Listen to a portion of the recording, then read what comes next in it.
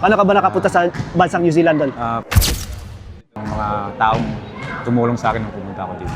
Yung pagpunta mo dito, ikaw yung nauna o kasama mo kaagad yung mga family mo? So, na-direct hire ka as anong trabaho mo, Dol? Pero sepak takraw player ka talaga. Sepak takraw. Kaya parang mayroon kang biglang lumilipad dito. Okay mga idol, kasama natin ngayon ang ating idol na si Manson, ang binansagan na tinawag ko na Scotty Thompson. Kasi napakagaling ni idol sa mga side niya. Unang napitikan ko siya last year sa liga dito ng ABC ba yun, Dol? Yun. ABC na wala napitikan ko siya at namangha ako sa mga outside shooting skills niya. Pero bago natin pag-usapan yan, idol, pag-usapan muna natin kung ano yung paano ka pumunta dito sa New Zealand. Paano ka ba nakapunta sa bansang New Zealand, Dol? Pumunta ako dito, idol, direct hire noong 2008. 2008? Matagal-tagal na pa rin pala. Nauna ka pala sa akin. 2011 ako eh. So, na-direct hire ka as anong trabaho mo, Dol? Dairy Farmer. Ngayon, ano nang posisyon mo? Sa makatagal na 2IC pa rin. Bali, parang Second in charge. Second in charge, sa sunod ng manager. Kasi Tagal na rin pala, no? Tagal na. Oo, tapos nandito na yung family mo, Dol. Nakuha ko sila sa last 2018. 2018. Nung pagdating mo dito, Dol, yung company mo na tinarbahuhan ngayon, yun talaga yun? Hindi siya napalit? Iba? Iba.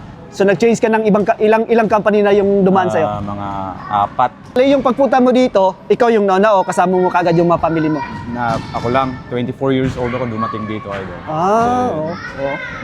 Ang first farm ko sa Colverden. Oo, Colverden. Shoutout sa kasama ko dyan, si Guillermo de la Rosa.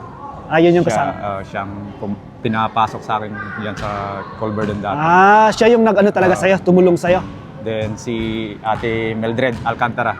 Mildred Alcantara. Silang mga taong tumulong sa akin nung pumunta ako dito. Ayos Saludo tayo dyan sa mga kapwa natin Pilipino na tumutulong din sa mga kapwa natin Pilipino. Kasi mga idol, sa totoo lang, napakahirap talaga pasukin yung New Zealand. Kailangan mo talaga ng mahigpit na na sinturon na bago ka mapasok dito. Mahirap talaga mga idol. Hindi lang magastos, mahirap talaga. Kailangan mo na experience. Basta mahirap talaga mga idol. Pag nakapasok ka ng New Zealand, napakaswerte mo talaga. Okay. Tapos Dol, ano naman yung background mo sa basketball? May ano ka ba sa Pilipinas? May nalalaroan ka pa ng malalaking liga? School. Squaa pero hindi basketball. Sepak takraw ang game. Sepak takraw. Kasi nakikita ko rin na lumilipad ka sa ere. Yung taas ng taas ng lipad mo eh. Pero hindi ka naglaro ng basketball dati sa Pilipinas? Naglalaro din. Option ko kasi yung coach ko dati, pumili ka ng isa, sabi. So, pero sepak takraw player ka talaga.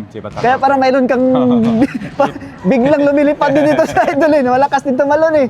May mga slow motion ako ginawa sa kanya, galing din eh. Pero napabilib ako sa idol sa talaga sa mga shooting mo kasi nung una sabi ko ay may shooting shooting na talent to si idol kasi last year sunod-sunod yung mga tries mo eh.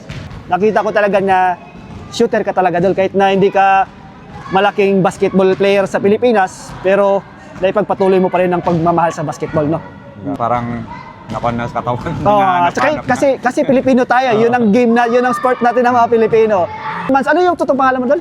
Ryan Joseph Manson. Ryan Joseph Manson, ang ating Scotty Thompson ng Ashburton. Congratulations, Dol. Kahit natalo kayo sa game na to, pero at least binigay mo yung best mo.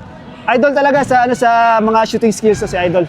Good luck sa mga games nyo lang, Idol. Sa mga parating na mga games nyo. Marami na pang mga games eh. Idol, congrats. Madami pa.